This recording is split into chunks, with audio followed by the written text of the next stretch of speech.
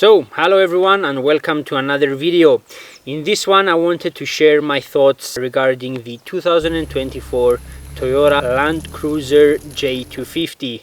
I have owned the Land Cruiser for many years. I have owned this one behind me.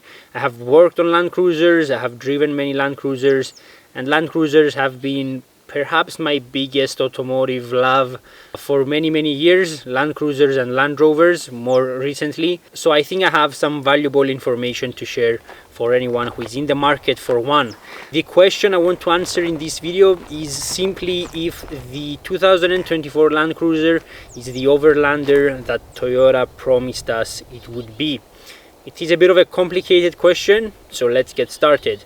Now, the first thing I wanted to mention is that in America, the new Land Cruiser is basically the Prado that the whole of the rest of the world got for many years. The Prado was never sold in America, but now, after the cancellation of the full-size Land Cruiser, the only Land Cruiser available will be the Prado, which in my opinion, it is a better option because it is smaller and it is more suited for off-roading. The full-sized proper Land Cruisers have gotten a bit too large for really difficult trails, in my opinion at least. So yeah, it is pretty much a Land Cruiser Prado. It sits on the TNGA-F platform, which is the same platform as the 4Runner and the Tacoma, so they share the same chassis. It has a solid rear axle, an independent double wishbone front suspension, which is pretty much identical to what the Land Cruiser, the first generation Land Cruiser Prado behind me has.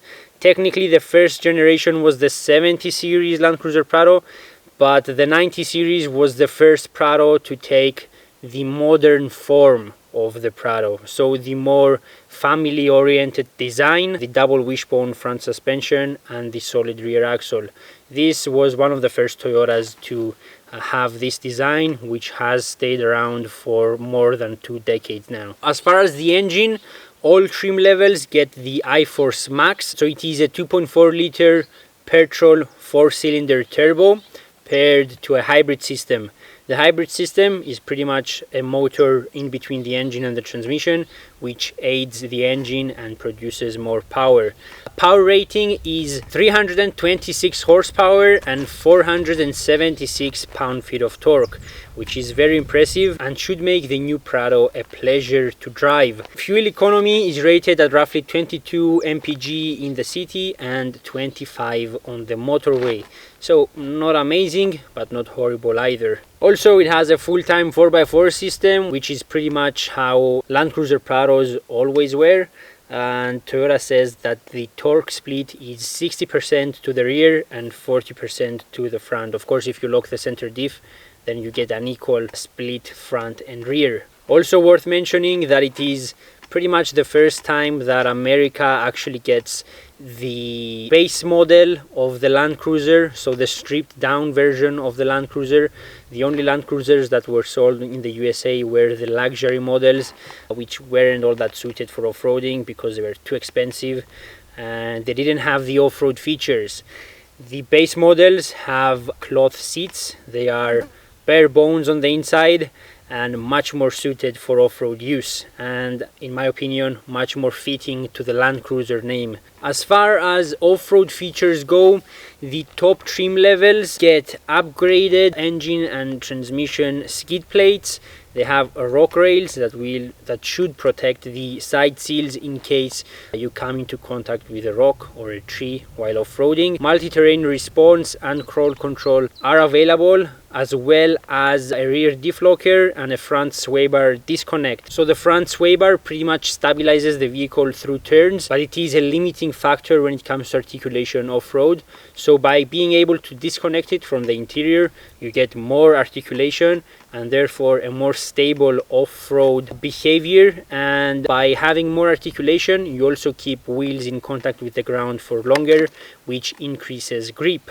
So these are all great things to have, and thankfully the new Land Cruiser has them all. However, there is a slight problem, because I'm not really sure if the new Land Cruiser is worth getting over a 4Runner, because the price of a fully spec'd TRD Pro or Trail Hunter 4Runner won't be that different from the price of a fully spec'd Land Cruiser. And the 4Runner, when it comes to off-road abilities, will have more equipment because it will come with better suspension, either Fox shocks or Oldman Emu shocks, depending if you get the TRD Pro or the Trail Hunter. So you pretty much get a factory lift, better tires, more ground clearance, and the same engine, chassis, and pretty much the same interior options as the Land Cruiser. So Toyota has sort of confused things when it comes to the American market, because we now have many off-roaders that sort of do the same thing.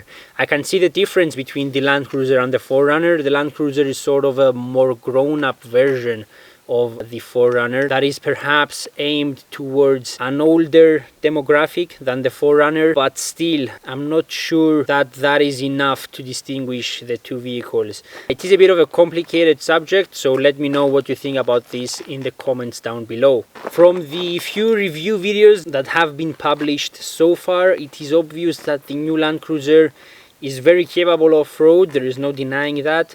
However, it has an issue with its ground clearance and with the stock factory tires. Many of the reviews I have seen used the skid plates quite heavily, and they all pretty much complained about the stock road tires, which don't provide much grip off-road and they don't provide protection against punctures. So to get all the capability out of the Land Cruiser, you will definitely need to install a lift and some larger tires. The good thing is that aftermarket companies will come with plenty of accessories for this vehicle, obviously, but still you can get that done from the factory on the 4Runner. And also, by having a look on the Toyota configurator, I couldn't really find any options from ARB like rooftop tents, awnings, and this kind of stuff that can be found on the Tacoma and on the 4Runner. So that is also a bit disappointing, and that is also one more reason to get the 4Runner or the Tacoma over the Land Cruiser. And the 4Runner is also made in Japan, the Tacoma is made in Mexico, I think. So the 4Runner and the new Land Cruiser are pretty much identical vehicles, they just have a different body.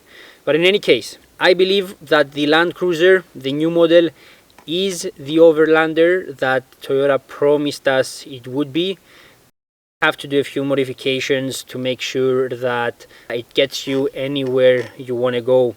It looks amazing, it has an amazing interior, the suspension design is like Toyota suspension design has always been, so it is a familiar design. We now have a great engine, a great transmission, so I see no reason why this vehicle wouldn't work as an Overlander. I actually think it will be an amazing Overlander. The only thing is that I'm not sure how it will be differentiated from the 4Runner and why one should buy a Land Cruiser over a 4Runner when they are pretty much the same vehicles and the 4Runner has more equipment.